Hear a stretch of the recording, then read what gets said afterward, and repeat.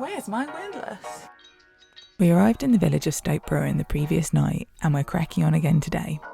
Power on! Okay, we're off. We had one night in Stoke Bruerne, it was good, but we're not staying here for long because we've got places to be and we're doing the locks today. So Stoke Bruerne locks, 8 locks? 7, I never know this. Is it 7? Is there another one afterwards? Because my planner said 8 miles, 8 locks. I think you said 7 yesterday. Maybe it's 7 locks at Stoke Bruerne and then like 1 more. Anyway, a number of locks, about 8 miles is what we're trying to do, and then more up in Wolverton. I didn't prepare for this at all. So yeah. Well, you did, because you told me all of this, so I can just repeat what you I told you and then I immediately forgot it. That's how I filed it away. Anyway, that's it. Locks.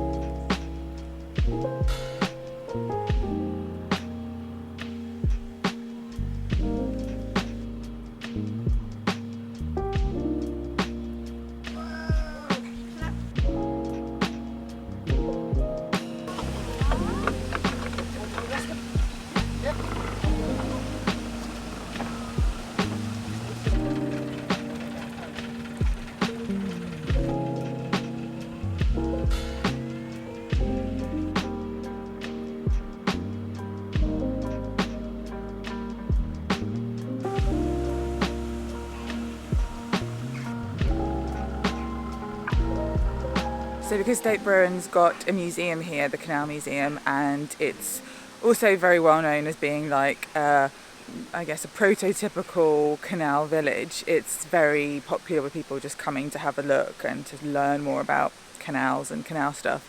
So there is quite often a lot of people, I say that like I've been here before, I don't know, but obviously there's a lot of people that are just kind of hanging around and having a look and like asking questions about locks and wanting to have a go.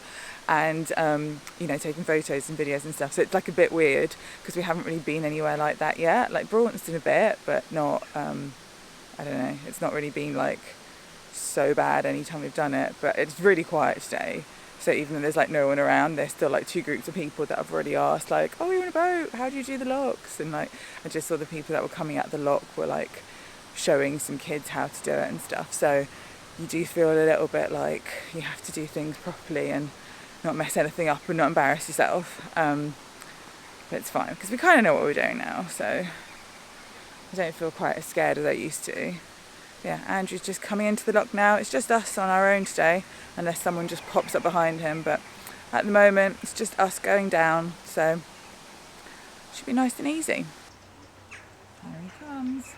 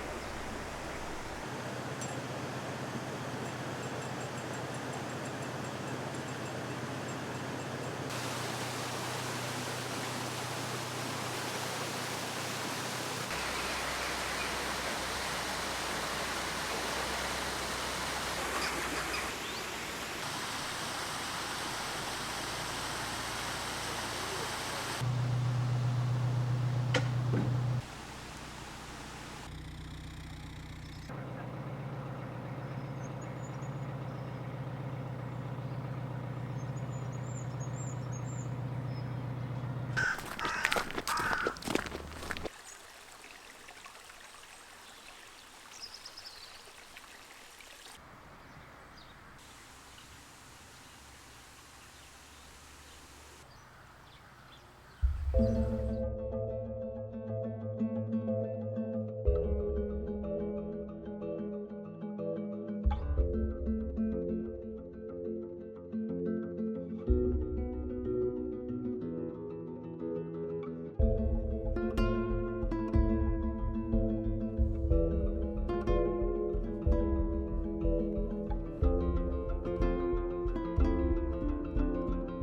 the colours of autumn, which will be perfect for when this vlog drops circa spring 24.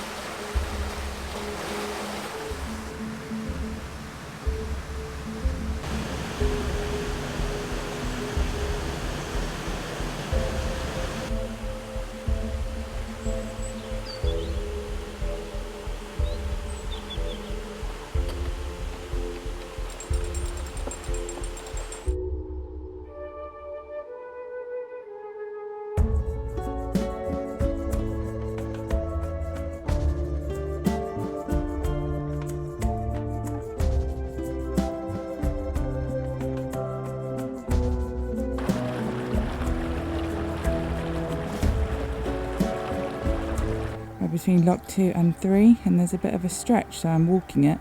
Don't really know how far, but it's very nice and peaceful. To the left of the shot is the nature reserve, so nice. We saw a couple of boats coming up in the locks in front of us, but on the whole it was really quiet. It was only a weekday and it was October, but there was a very real and noticeable drop off in the canal traffic going south after Stoke Bruerne. Coming from the very busy section of the Midlands where we've been cruising for almost a year, there's a lot of hire boats and share boats that were constantly on the move, and we were used to it being a lot more busy than this. And this was something we kept noticing as we got further south. There were just fewer and fewer boats on the move on any given day. These low down ones. Some days we wouldn't see a single other boat moving in an entire day of cruising, which was like unheard of where we'd come from. It's a lovely place, Poynton. I've never been. You've been there? No, we bought the boat. We bought the boat from someone else. They were from Poynton. And we've never been. We've never been. We've never been. Oh, it's one of the nicest places I've ever been to. Better than Paris. Better than the Caribbean. You need a holiday? Poynton. It's the place to be.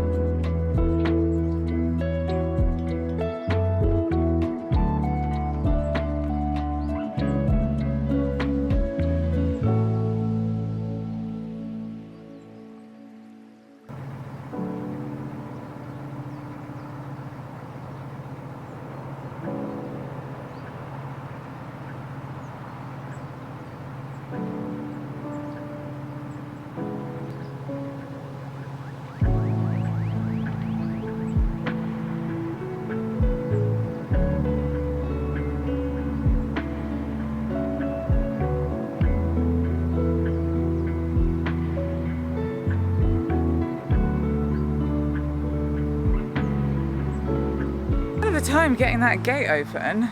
I've got both the paddles open and I still couldn't push it open, but oh, there's a spider. It's a paid actor. Yeah, I just couldn't get it open, but I managed to really heft it through with brute force. But yeah, it shouldn't really be this high, the water level, so that's why it's really hard. I think number 4, onwards. Oh geez.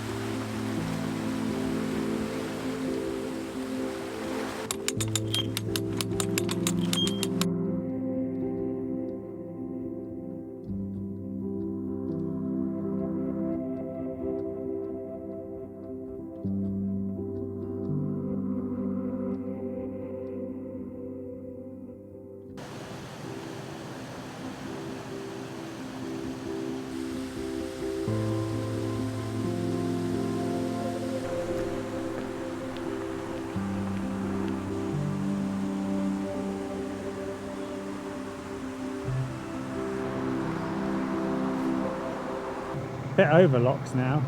How many have we got? I think there's one more left if your calculation's right. 7. Yeah. I am quite over it. Why are they saying we can't have some cider after we've done this? I know, it doesn't really make sense. I think abstinence only makes sense if you're not a boater. Because like, when you've had this, I'm like, yeah, pint and... Obviously it makes pint sense. and a snack, obviously. Like, what else are you going to do? I mean, a cup of tea also.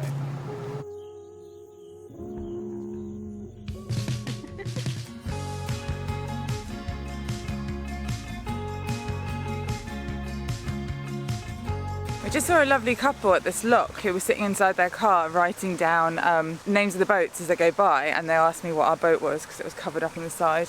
And I told them and I said, are you boat spotters? And they said, yeah, they write down lots of the boats that go by and kind of keep a little record of what they see, which I thought was really cool because I love the idea of like somewhere there being a record that today our boat went through these locks. Like it's just going to be in some little notebook.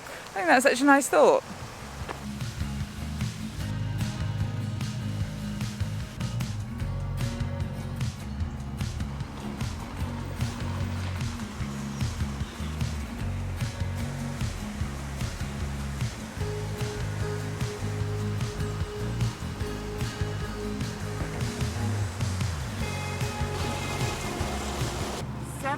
Lock of the flight. Once this one's done, no more locks. Quickly!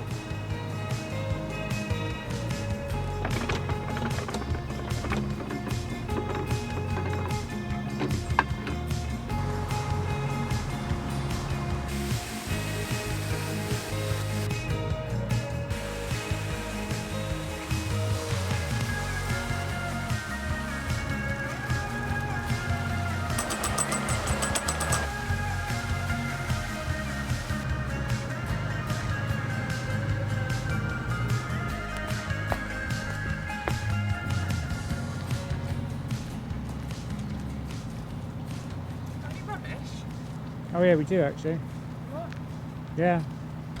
Just waiting for Andrew to get some rubbish out because there's a rubbish point right next to me. See how he's just drifting. Adrift in the middle of the canal.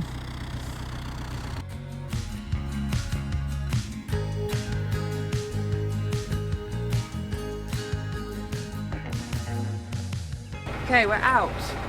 Very good. We're out of the locks. Apparently there are longer flights than this, and frankly, I don't want to find that out. Ooh. Off. Hour off. Now we cruise onwards to a Tesco superstore, an Asda superstore, To a land of a plenty. little, big little. Any little. large supermarket would do at this point. To Milton Keynes. To Milton Keynes.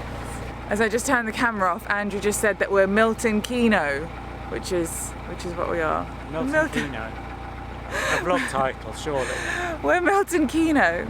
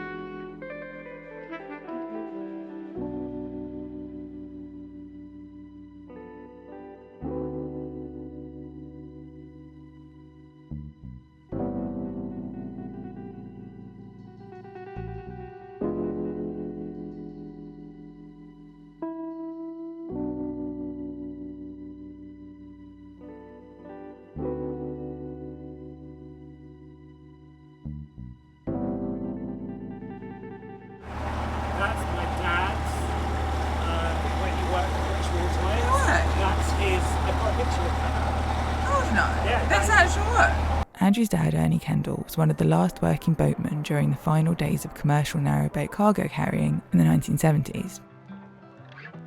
By the early 90s, he was working for British Waterways as a tug driver. And this looks like the very same boat, GoldenEye, that he used to drive back then.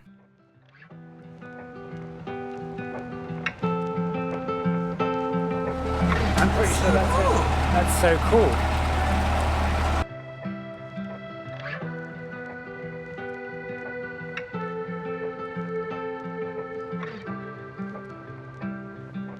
Coming into Cosgrove, we went under this very posh little bridge, which is called the Ornamental Bridge and is Grade 2 listed. So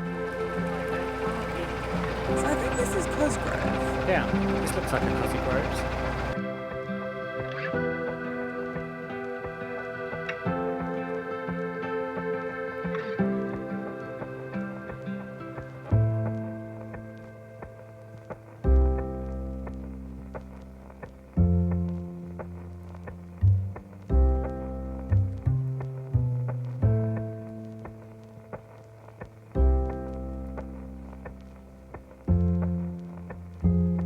Cosgrove was absolutely gorgeous, and we decided that we would definitely moor here on our next pass through. But at that moment, what we really needed was a big supermarket. We needed to do some shopping, so we decided to carry on towards Wolverton.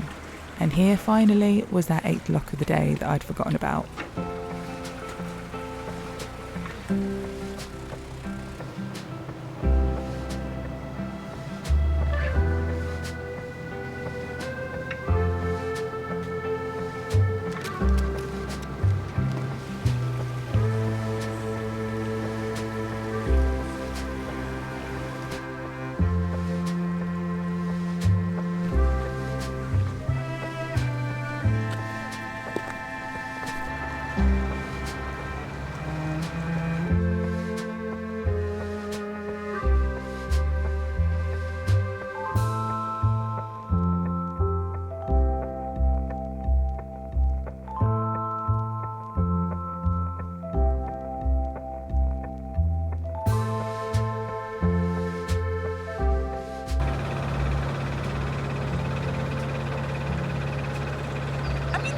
Wales can't be much higher than this, right? It's probably like similar. That would be ridiculous. I forgot to tell Andrew this aqueduct was coming up even though I knew, so I sprung this on him. Was that exciting? It was exciting. Oh my god, it's an aqueduct! Isn't it part of you that wants to smash into the edge and see if you could... Yeah, just to see what happens. No. Which is the VIP room. And how do we get in?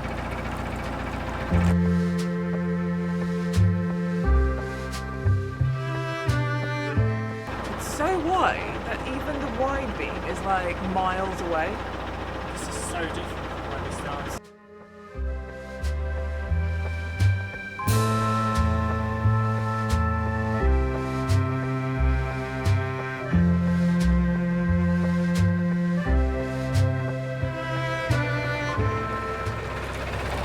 How much in London? Oh, for this? Can't afford it. Canal side. I mean, come on, look at it, look at it. Huge windows. Amazing greenery all around. Literally on the canal. 2 million for a 1 bedroom. They're just cranes. It's normal cranes. It's just innocent cranes. When we got to Wolverton, there were no boats moored anywhere, which was a bit weird and made us a bit nervous. But in the end, it was getting late, so we decided to moor up for the night.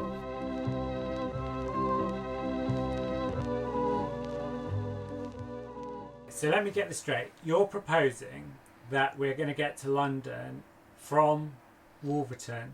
4 days, 2 hours. 4 days, 2 hours. A mere 38 hours, 41 minutes total.